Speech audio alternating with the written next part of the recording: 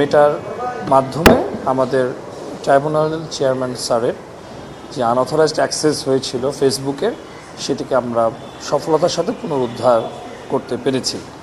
এবং পাশাপাশি ফেসবুককে আমরা চিঠি দিয়েছি কারা কিভাবে কোন আইপি অ্যাড্রেস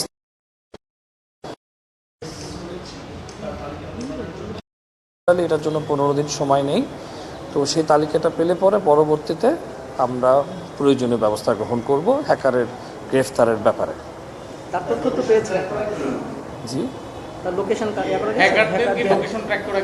হ্যাঁ, আসলে যখন এই ঘটনাটা ঘটে আমরা হ্যাকারদের লোকেশনটা ট্রেস আউট করার থেকে আইন মোতাবেক বিধি মোতাবেক আমরা মেটার সাথে জিডি সাপেক্ষে যোগাযোগটা শুরু করি এবং যে কোনো আনঅথরাইজড অ্যাক্সেস তার জিও লোকেশন, ইলেকট্রনিক ভৌগোলিক অবস্থান সব কিছুই আপনার মেটার কাছে আছে। এবং মেটা যখন আমাদেরকে আইনসম্মত উপায় এটা আমাদেরকে প্রেরণ করবে তখন আমরা ক্রস বর্ডার জুডিশিয়ারি সিস্টেমের আওতাভুক্ত হয়ে পরবর্তী আইনি প্রক্রিয়া করতে পারবো এবং অবশ্যই হ্যাকার ইনশাল্লাহ শনাক্ত হবে। না, আমরা পাইনি এই কারণেই আমরা আসলে মূলত পুরো বিষয়টি বিটিআরসির মাধ্যমে মেটার সাথে যোগাযোগটা আমরা করেছি এবং আমরা মূলত অফিসিয়ালি এই আইপি অ্যাড্রেসটা কী ছিল সেটা আমরা প্রকাশ করতে চাই, যেহেতু একটি আইনি প্রক্রিয়াধীন বিষয়।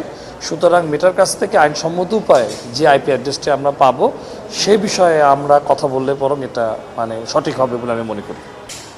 মূলত যে বিষয়টি সেটি হচ্ছে ফ্যাক্ট ফাইন্ডিং কমিটির আমি মেম্বার নই, আমি আদিষ্ট হয়ে আপনাদের প্রাথমিক অবস্থায় সেখানে আমরা জানতে পেরেছি যে সিস লকগুলোতে যে হার্ড ড্রাইভগুলো থাকার কথা ছিল পুরনো নতুন কিছু হার্ড ড্রাইভ সংযোজিত বিযোজিত হয়েছে।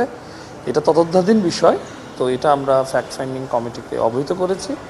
ফ্যাক্ট ফাইন্ডিং কমিটি থেকে বাকি ব্যবস্থাগুলো গ্রহণ করা হবে। না, এটা সম্পূর্ণ ফ্যাক্ট ফাইন্ডিং কমিটি রিকমেন্ডেশন করবে পরবর্তী বিষয়ে। সামগ্রিক যে বিষয়টা ফ্যাক্ট ফাইন্ডিং কমিটি মন্ত্রণালয় দ্বারা আদিষ্ট হয়ে পরবর্তী বিষয়গুলো নেবে। তো সুতরাং আমি অগ্রিম মন্তব্য করতে পারছি না এই বিষয়ে। তবে কোনো জিডির তথ্য আমার কাছে এই মুহূর্তে জানা নেই। তবে হার্ড ড্রাইভ রিফ্লেক্সের ঘটনা ঘটেছে, এটা সিস লগ এবং রেজিস্টার খাতাও আমরা প্রাথমিক অবস্থায় দেখতে পেরেছি, সেটা আমরা ফ্যাক্ট ফাইন্ডিং কমিটিকে আমরা প্রেরণ করেছি। তারিখটা ঠিক আমার এই মুহূর্তে আমার মনে নাই কত তারিখে এটা রিপ্লেস হয়েছে। এটা গত বছরের একটা ঘটনা।